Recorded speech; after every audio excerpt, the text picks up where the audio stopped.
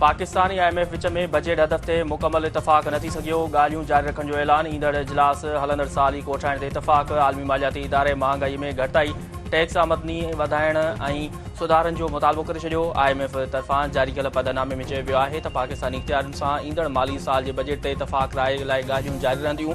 पाकिस्तान सां ताज़ी मुआशी सूरतहाल, कर्ज़ प्रोग्राम ते अमल ऐं ईंदड़ बजट बाबति ॻाल्हियूं थियूं। इक़्तिसादी पॉलिसी ऐं सुधारनि बाबति बि तामीरी ॻाल्हियूं थियूं आहिनि। पाकिस्तान माली इस्तेहकाम ऐं समाजी ख़र्चनि जे तहफ़ुज़ जो अज़म वरिजायो। ईंदड़ माली साल दौरान प्राइमरी सरप्लस GDP खे 1.6% ताईं खणी वञण ते पिणु इतफ़ाक़ थियो आहे।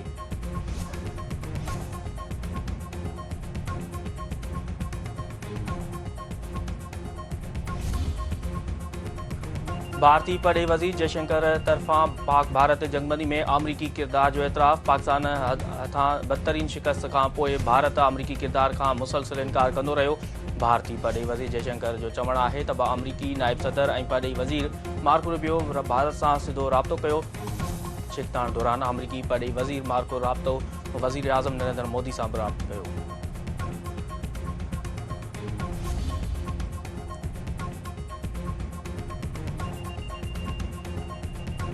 वज़ीर आज़म शहबाज शरीफ़ सुभाणे खां 3 मई ताईं मुख़्तलिफ़ मुल्कनि जो दौरो कंदो। पड़े हाफ़िज़ तर्जुमान शफ़क़त अली ख़ान जो चवणु आहे त वज़ीर आज़म शहबाज शरीफ़ तुर्किया, ईरान, आज़रबाईजान ऐं ताजिकिस्तान जो दौरो कंदो। दौरे दौरान वज़ीर आज़म पाक भारत छिकताण दौरान दोस्त मुल्कनि जे सहकार ते थोरा वञींदो।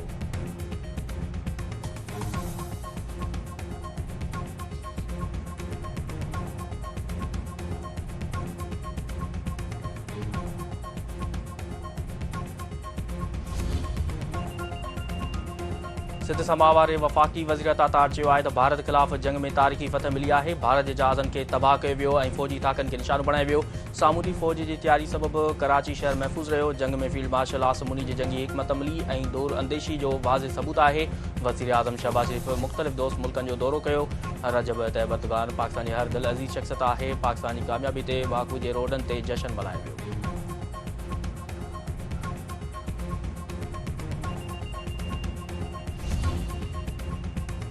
अमरीका में मुक़रर पाकिस्तान जे सफ़ीर रिज़वान सईद शेख चयो आहे त 25 करोड़ आबादी जो पाणी रोकण जंग जो ऐलान सम्झो वेंदो। सिंध तास मुआहिदे खे एक तरफ़ो मुअतल करण जी का बि शिक या गुंजाइश न आहे। उमीद त आलमी बिरादरी पाण खे हथियार जे तौरु इस्तेमालु करण वारे गैरक़ानूनी अमल जी हिमायत न कंदी। भारतीय क़यादत जा बयान छिकताण खे हथी वठण जो सबबु बणिजी रहिया आहिनि। पाक भारत जंगबंदी में अमरीका जो किरदारु साराह जोॻो आहे। पाकिस्तान कश्मीरी अवाम जी ख़्वाहिशुनि मूजिबि मसइले जे हल जो ख़्वाहिशमंद आहे। भारत रियासती दहशतगर्दी बंदि करे ऐं नतीजा ॾींदड़ ॻाल्हियूं शुरू करे भारत भेरो ॿीहर गुमराह कंदड़ ॼाण ऐं इनकार जो सहारो वरितो आहे। हिंदुस्तान तरफ़ां गुमराह कंदड़ ॻाल्हियूं हक़ीक़तुनि खे लिकाए नथियूं सघनि। भारत वालारियल कश्मीर ऐं पाकिस्तान ते बिना जवाज़ हमला करे शहरनि खे निशानो बणाए थो। भारत न रुॻो पाकिस्तान पर दुनिया में दहशतगर्दी ऐं टारगेट किलिंग जी सरपरस्ती करे पियो। भारत दरियाउनि जो पाणी रोकण जी कोशिश कई आहे, जेका पाकिस्तान जे 24 करोड़ आवाम लाइ ज़िंदगी जी अलामत आहे। हिंदुस्तान आलमी कानून गॾियल क़ौमुनि जे मंशूर ऐं बतरफ़ी मुआहिदनि ते अमल करे। गॾियल क़ौमुनि में पाकिस्तान जे नुमाइंदे साइमा सलीम।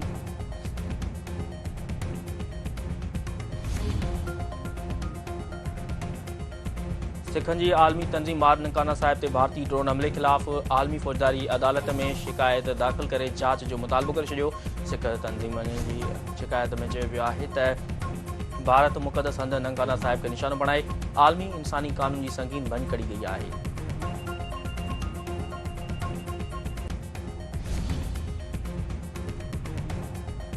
इस्लामाबाद समेत मुल्क जे मुख़्तलिफ़ शहरनि में गड़े सां गॾु बरसात। इस्लामाबाद जे मुख़्तलिफ़ हंधनि ते गड़े सां गॾु बरसात सबबि मौसम ख़ुशगवार। पेशावर, ख़ैबर, जमरूद, लुणी कोतल, मर्दान, फतह जंग ऐं ॿियनि इलाइक़नि में बि वसकारो।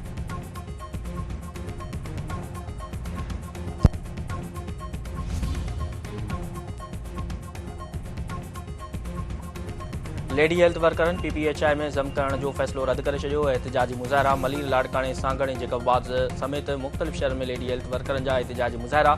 अॻुवाणनि जो चवणु आहे त PPHI में ज़म करण जो फ़ैसिलो कंहिं बि सूरत में क़बूल न कयो वेंदो।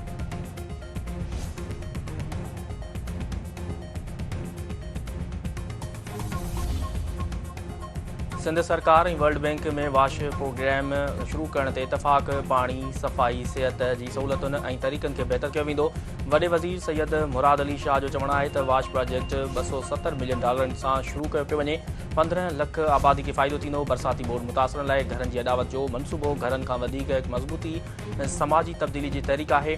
गॾियल कोशिशुनि सां बरसाति मुतासिरनि लाइ घरनि जी अॾावत कई पई वञे। Sindh peoples housing scheme Bilawal Bhutto Zardari जो विज़न आहे। ड्रिब मेयर शाह में उजण ऐं कलेरी बिरादरी में पुराणे तकरार था जहिड़ो। वाछड़ू समेत 6 ॼणा क़तल, 5 ज़ख़्मी। हथियारबंदनि सजाद कलेरी, वाछड़ू गदाबुर्दी ऐं असलम उजण खे गोलियूं हणी क़तल करे छॾियो। सूबाई घरू वज़ीर ज़ियाउल सलंजार वाक़े जो नोटिस वरितो। रिपोर्ट तलब। क़ानून जी हुकुमरानी यकीनी बणाइण जी हिदायत।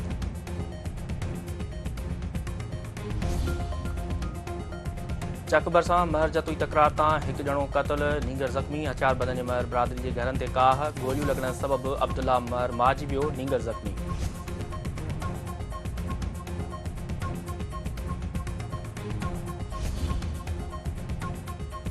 खानपुर जे कचे में धाड़ेलनि सां मुक़ाबले दौरान ज़ख़्मी जल खे प्रवासी रेंजर्स एहलकार फोत। रश कुमार खत्री ज़ख़्मनि जा सूर न सहंदे सख जी अस्पताल में दम ॾिनो।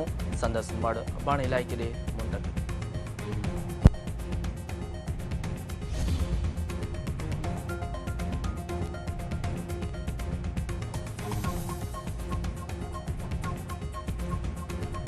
तंगवाणी मां 1 महीनो अॻु अगवा थियल मुगवी मोहम्मद हसन मलिक बाज़ियाब न थी सघियो। वारसनि खां 2 करोड़ रुपया भोंग तलब। रक़म न ॾियण जी सूरत में मुगवी नौजवान जो लाश मोकिलण जी धमकी। वारस परेशान। कश्मीर में ॾेती लेती तां ज़ख़्मी थियल नौजवान ज़ख़्मनि जा सूर न सहंदे फोत। अली जान मज़ारी रहीम यार ख़ान अस्पताल में दम धणी हवाले कयो।